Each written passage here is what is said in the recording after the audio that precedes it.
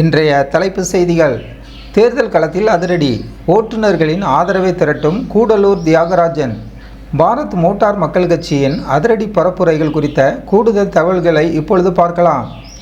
நடந்து வரும் தேர்தல் களத்தில் வெற்றியை தீர்மானிக்கப் போகும் முக்கிய சக்தியாக ஓட்டுநர்கள் பார்க்கப்படுகின்றனர்.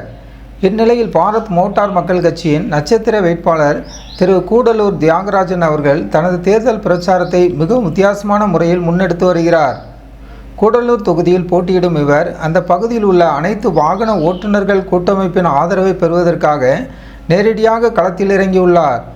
ஆட்டோ, கார், லாரி மற்றும் பேருந்து ஓட்டுநர்களின் வாழ்வாதார பிரச்சனைகளை முன்னிறுத்தி அவர்களுடன் கைகோர்த்து இந்த பிரச்சாரத்தை மேற்கொண்டு வருகிறார்.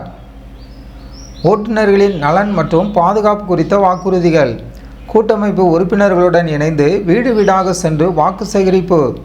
போக்குவரத்து துறையில் செய்ய வேண்டிய மாற்றங்கள் குறித்த விழிப்புணர்வு.